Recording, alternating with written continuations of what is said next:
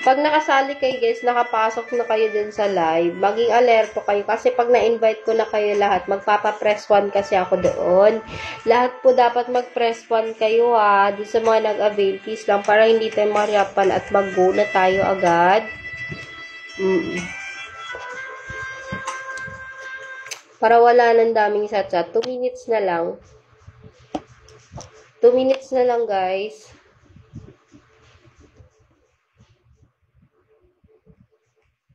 Doon sa mga kakasend lang, please, i-follow nyo agad yan, ha. Follow nyo agad yung dami na sinend ko. Double time. Oo.